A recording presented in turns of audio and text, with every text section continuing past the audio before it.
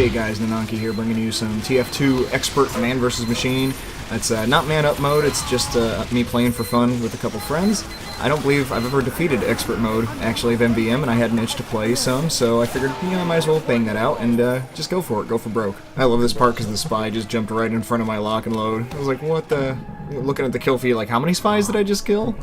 So although I am going to post commentary a little bit, this is more of a how I play MvM post commentary than a how you should play MvM type of commentary. Also, I have an update regarding the future of content on this channel. It's kind of drastic, actually.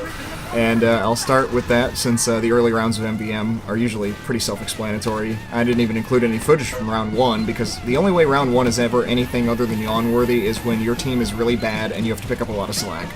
And I didn't have a bad team, I had some badasses on my team, so it kind of felt like at times like I had Game Genie codes on, like your sniper never misses, your NG plays perfectly, your pyro reflects all incoming projectiles. Well, within reason, anyway. Later on there's quite a lot of projectiles.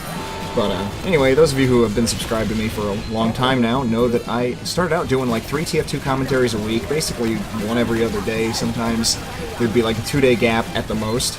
But after doing like 80 or so of those and doing some live commentaries, I mainly started just live streaming, because live streaming is essentially commentating only in a massive scale, and so that's 3 hours a week of TF2 that I was playing. And although it left less time to do any editing, it did, in my opinion, kind of balance out because it's way more volume of content, even if it's less focused. I don't know, I did lose a lot of subscribers when I switched kind of to live streaming as the primary content of the channel, but I also gained a lot of subscribers, so I kind of, toss my hands up and don't really know which is better, quote-unquote, but that is the way it went, so it is what it is, I'll say. But as to the future, I mentioned in the live stream on Saturday and Monday, though those are just now going online because of problems with Twitch I won't get into, that I had purchased a capture card for my computer.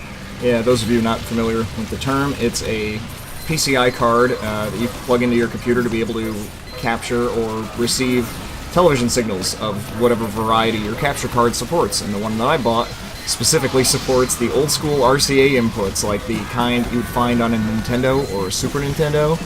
And the reason for that is, as you could probably guess from what I just said, is to play some Super Nintendo on my channel. I was definitely a kid of the Nintendo generation of the 80s when Nintendo ruled the world. I remember at the end of Ghostbusters 2, they were using a Nintendo Advantage joystick to control the Statue of Liberty.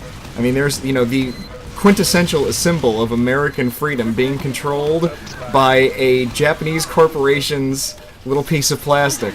That just goes to show how much it had infused our culture. The word Nintendo nearly replaced the word video game for a while. I remember my grandmother would, say, oh, the kids are playing their Nintendos, with an S on the end. But anyway, it's been like a decade or more in most cases since I've played any of these Super Nintendo games, though I played a couple of them on an emulator. For example, I played Chrono Trigger with a friend of mine because he had never played Chrono Trigger before, and I was like, dude, it's only like my favorite SNES RPG. I'd even rank it higher than Final Fantasy VI or Final Fantasy III if you're familiar with the North American iteration of the title. Final Fantasy III in North America was Final Fantasy VI in Japan, and it's a long story. Anyway, without any further suspense, the first game that I am looking forward to playing on my channel is The Legend of Zelda: A Link to the Past. I remember to this day I got that game the summer after it came out. I think it came out the previous fall. I wasn't able to actually pick it up until that coming summer. Being a kid, I remember I made my money from skimping on lunch and saving the money my mom gave me for chocolate milk and dessert. Like, I would eat the bare bones lunch and save 75 cents a day. And that's how I saved up for video games. It was like, look, I don't need food. I need Nintendo games. So, I hope she doesn't watch this. Anyway. There's multiple Nanankis. But I remember playing that game all summer long and not beating it until school was ready to start because I didn't have a guide, and I didn't want a guide for that matter. I just wandered the world and went on little quests of my own invention, and I feel like it was 100 years of playing that game before I could lift the extra heavy stones. My recollections of the game are vague. The things I remember are like going to the waterfall to get the flippers to be able to swim.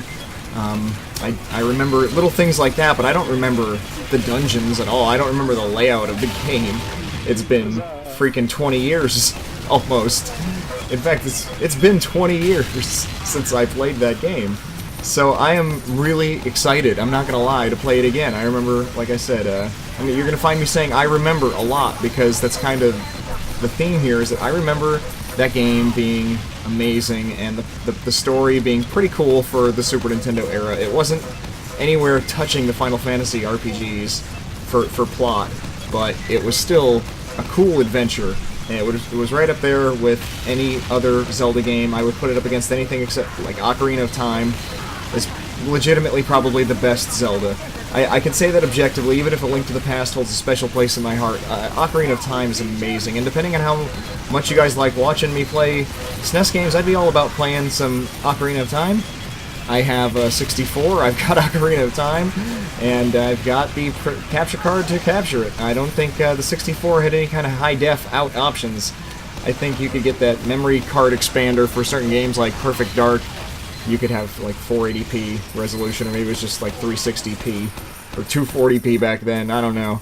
It was something better than standard. But I really enjoyed playing through Dead Space 3 on the channel, and having a game that was single player and self-contained to go sit down and play for 20 minutes or an hour, and then have that footage basically go at a 1-to-1 ratio onto the channel, and not have to be heavily edited or anything to that effect. And that was, you know, more game and less work. And I like that ratio. Not that I don't like doing the TF2 commentaries, not that I don't enjoy editing video together, but I like playing the game in the first place. That's why I started the whole thing. So here we are on Wave 7, and I've talked over the entire thing with the channel plans. So I'll wrap things up concisely, which is I'm going to do at least one TF2 commentary a week, whether it's live or post, whether I have other projects going on or not.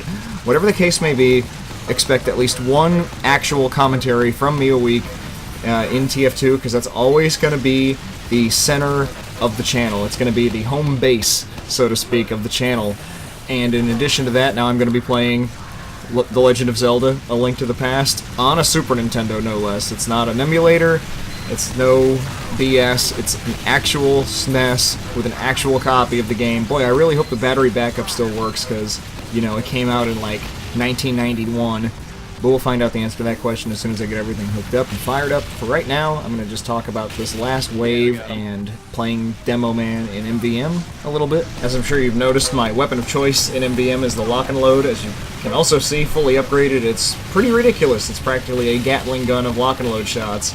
My priorities for upgrading the Lock and Load are damage above everything else, but when I can't quite afford damage, I'll put points into reload rate or clip size, so that I can put more grenades on target and then get more grenades into the gun quicker. It's all about damage, basically. You want to get as much damage out as possible every round, and I've noticed that playing Medic is usually not as beneficial as playing Demo Man, because healing and giving somebody crits is not as much damage as a Demo Man constantly firing Lock and Load shots into the front. And right there you saw one of my favorite items in all of MvM, the Mad Milk, wielded by a scout, is like the best thing ever, because it helps the whole team out so much. I got health back so many times in these rounds because of good milk tosses. Can't overstate that enough. If you're playing scout, get the upgrades for the Mad Milk. It's amazingly useful. Amazingly useful. I don't know why I felt the need to taunt there. I don't know, because we were winning? That's a good enough reason. But I saw this guy sneaking in through the side, and I was like, yeah, I can deal with that. Unfortunately, Heavy can't really shoot and strafe around a corner the way Demo Man can, but got a couple close calls there with the big giant Uber Scouts, or Super Scouts, whatever you want to call them. Giant Super Uber Scouts. That's why I popped another crits. I was like, you know, I don't know how much health that guy has. He's moving awfully fast. So here I just kind of went off on my own rather than staying with my team, and you could question the logic and the wisdom of such a move. In fact, I would under any other condition, except that I happen to know how it all plays out. And with 3 rounds left in the gun, with only 1 round left in the gun, I got lucky. I killed all these snipers over here. I go jumping across the map to get the other snipers, which was kind of just in time, really, because they were tearing my team apart, and so was the big giant soldier there. And the bomb is sitting on the point. Whole team's dead. Yeah, awfully quiet all of a sudden. Okay, we're good. No worries. Cool. Everybody respawning. And at this point, all we have is a tank to kill, and thank goodness it didn't come earlier, because if it came at the same time as all the other robots, I don't know if we would have had the time to kill it. as it stands, having only started engaging it. At this point, we still managed to kill it right about the time it gets to the end of the bridge. So I've given away the exciting conclusion. We kill the tank on the bridge. So yeah, once again, to just kind of sum it all up, live stream Saturday 9 p.m., Monday 3 p.m., about 90 minutes. Monday we play on L server, a UK server. Saturdays we play on North American servers. I like to mix it up and keep it even for everybody as much as we can.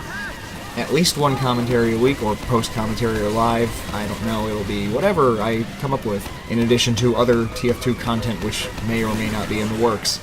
Of course, last but not least at all, the new addition to the channel, Retro Gaming, specifically the Super Nintendo and The Legend of Zelda: A Link to the Past, and that will begin any day now, maybe tomorrow, I don't even know. But anyway, thank you so much for watching, I do greatly appreciate it. As always, do like it if you liked it, and I will catch you next time. Peace.